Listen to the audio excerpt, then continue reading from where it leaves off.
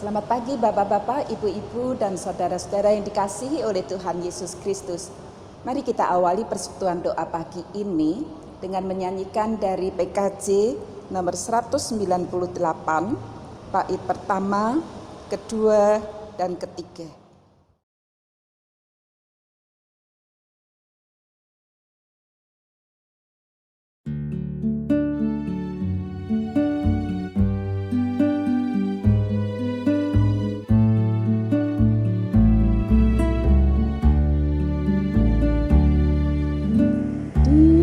Hatiku ya Yesus, Tuhan bersabdalah agar tenang hatiku dan hilang khawatirku. Di hatiku ya hatiku, Tuhan bersabdalah,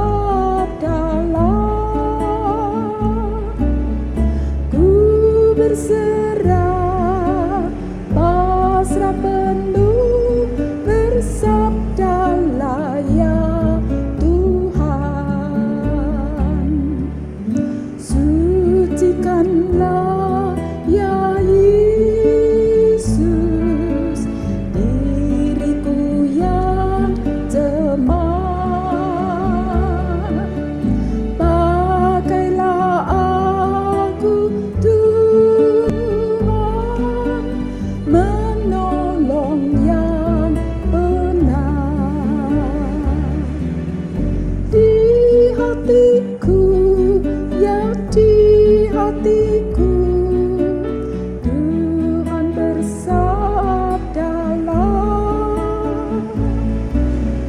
ku berserah, pasrah penuh, bersabdalah ya Tuhan.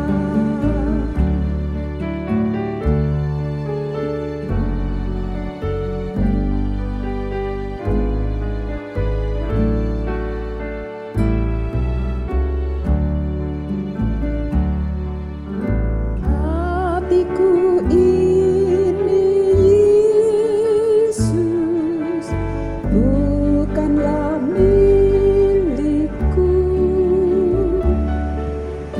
namun hidupku kini adalah milikmu.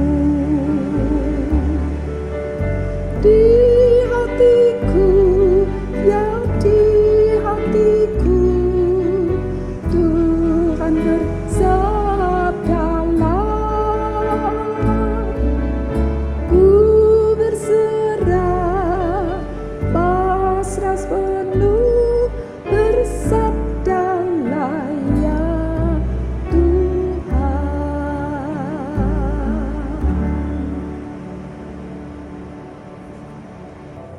Mari kita bersama-sama berdoa.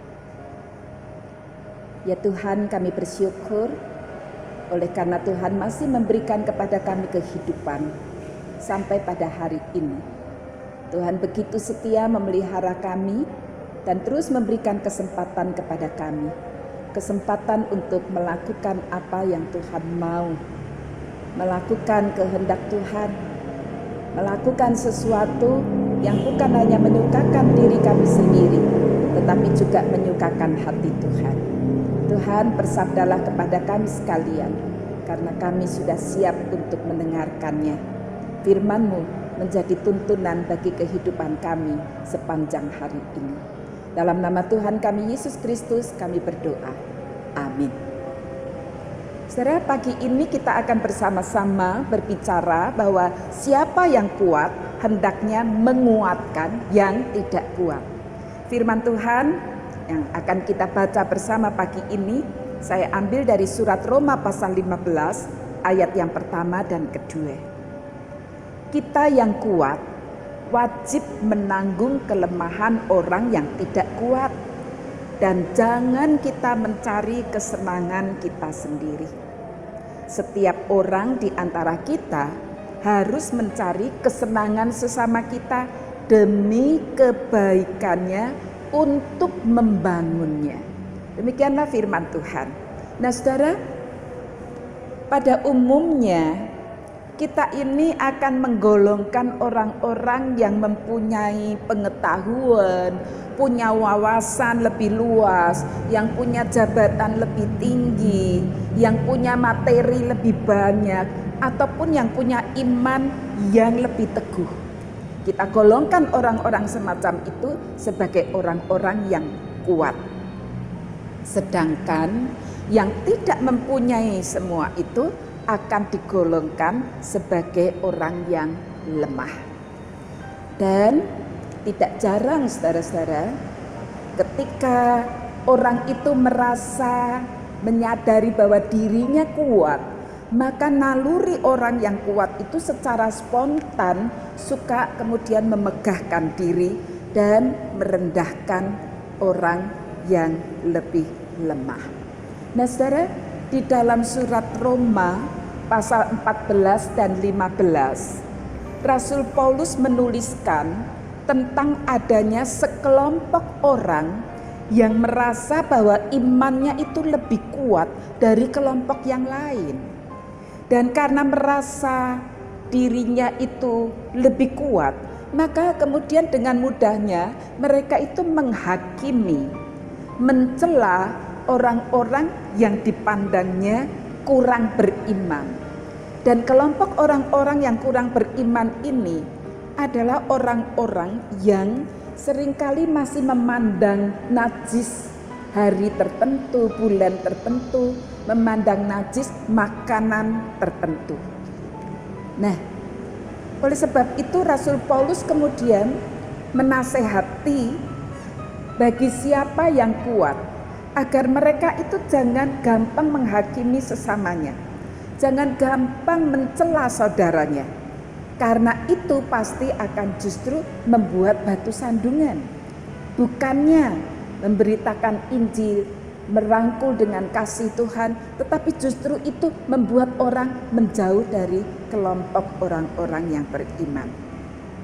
Jadi bagi yang kuat justru diharapkan untuk mengupayakan kebaikan bagi yang lemah, malahan dikatakan menanggung kelemahan orang yang tidak kuat.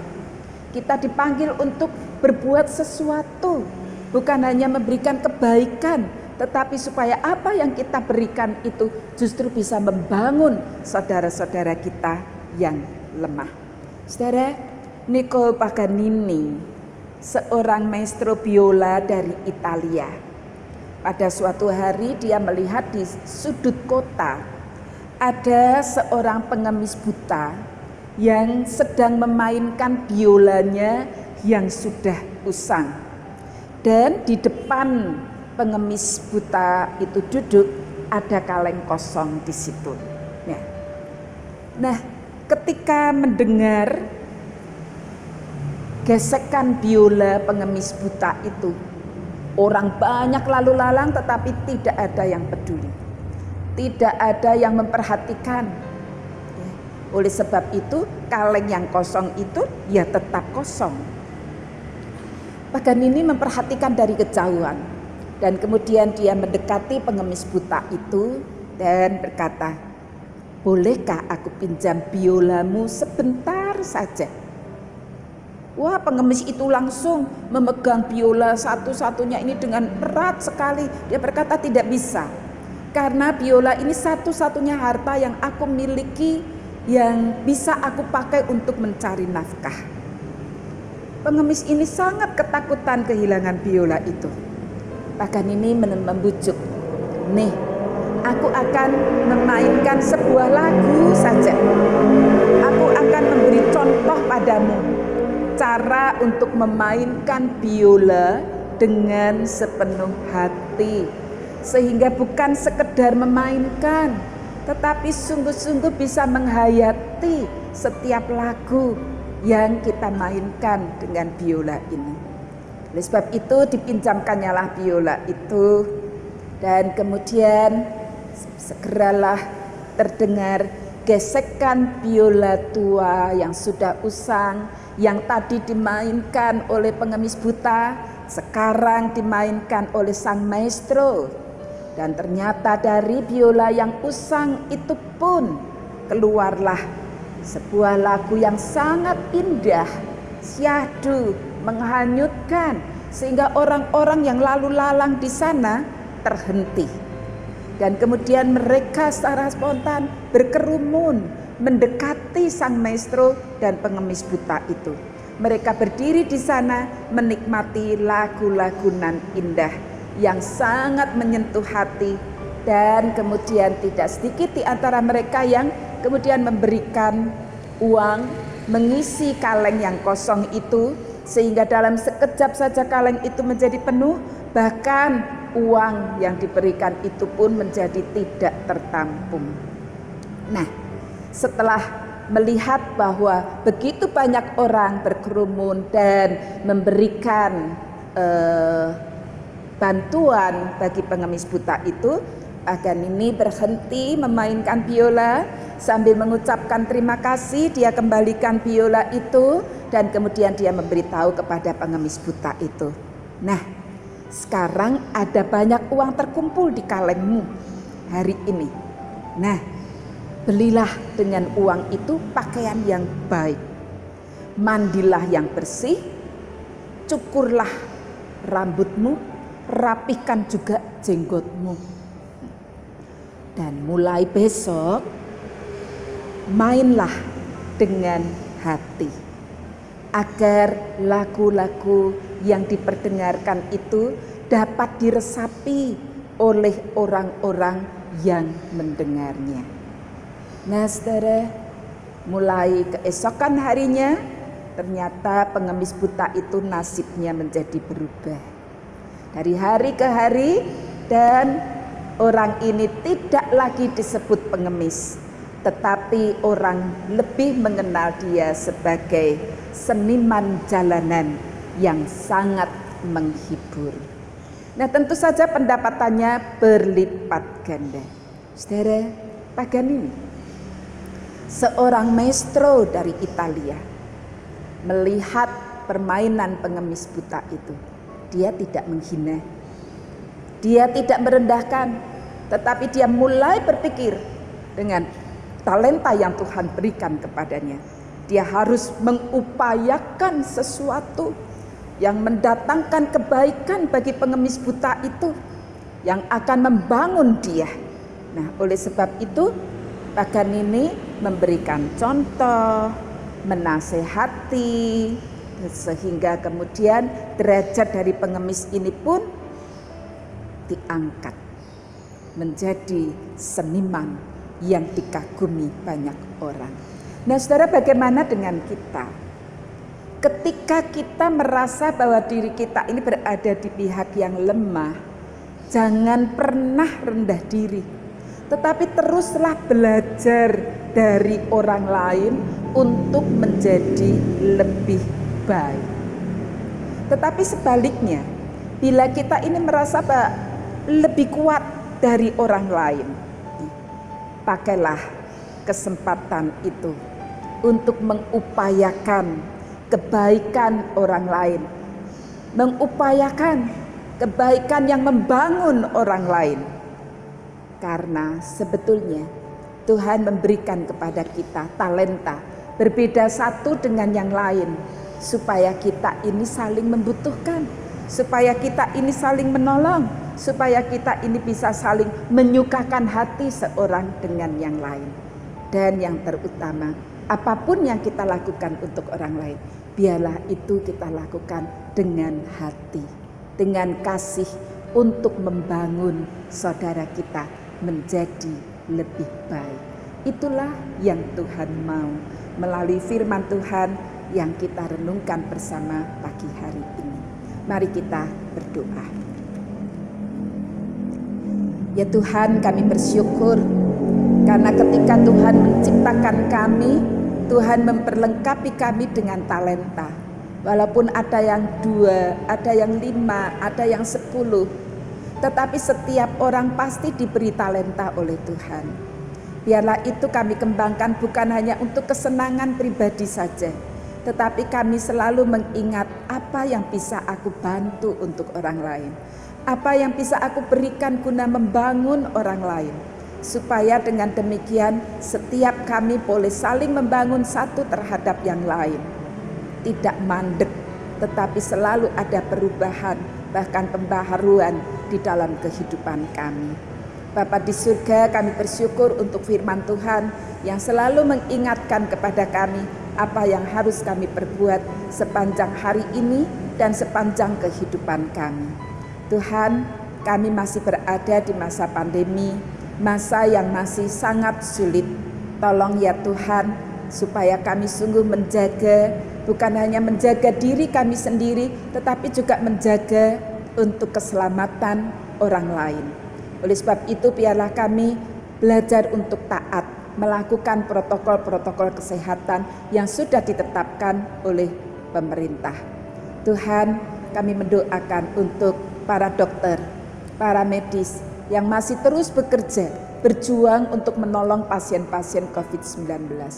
Tolong juga bagi pasien-pasien yang sedang dirawat, biarlah Tuhan akan memberkati mereka satu demi satu. Kuatkan iman percaya mereka. Tolong untuk keluarga-keluarga yang harus mendampingi mereka. Tuhan, kalau Tuhan masih memberikan kesehatan kepada kami pada hari ini, biarlah kami sungguh-sungguh menjaga kesehatan yang Tuhan berikan ini. Dan kami mempergunakan untuk hal-hal yang baik. Bukan hanya untuk kebaikan diri sendiri, tetapi kebaikan orang lain juga. Tuhan, kami tetap mendoakan untuk pemerintah di dalam mengatasi pandemi ini. Tolonglah supaya kesehatan, keselamatan dari rakyat Indonesia ini bisa terjaga dengan baik, tetapi ekonomi pun bisa bertumbuh dengan baik. Terima kasih ya Tuhan, kami boleh menaikkan doa kami karena kami percaya Tuhan selalu menyertai kami. Tuhan selalu mendengar doa kami dan kami menyerahkan anak-anak kami. Tentu ada kejenuhan bagi mereka belajar di rumah, tetapi biarlah mereka tetap diberi semangat belajar yang tinggi. Tuhan tolong setiap kami agar kami tetap melakukan tugas pekerjaan kami dengan penuh tanggung jawab. Terima kasih Tuhan untuk firman-Mu hari ini. Di dalam nama Tuhan kami Yesus Kristus, kami berdoa dan mengucap syukur. Amin.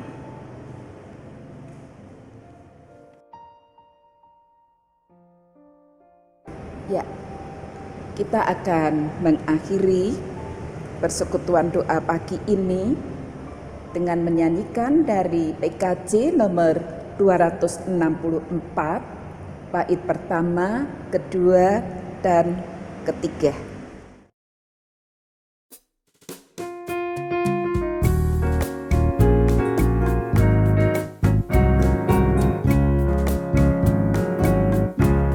Apalah arti ibadahmu kepada Tuhan bila tiada rela sujud dan sungguh? Apalah arti ibadahmu kepada Tuhan bila tiada hati tulus dan syukur? Ibadah sejati jadikanlah persembahan. Ibadah sejati kasihilah sesamamu. Ibadah sejati yang berkenan bagi Tuhan, jujur dan tulus, ibadah murni bagi Tuhan. Marilah ikut melayani orang berkeluh, agar iman tetap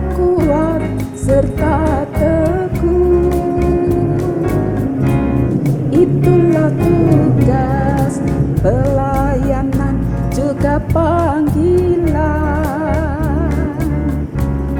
persembahan yang berkenan bagi Tuhan. Ibadah sejati jadikanlah persembahan, ibadah sejati kasihilah sesamamu, ibadah sejati yang berkenan bagi Tuhan. Jujur dan tulus, ibadah murni bagi Tuhan.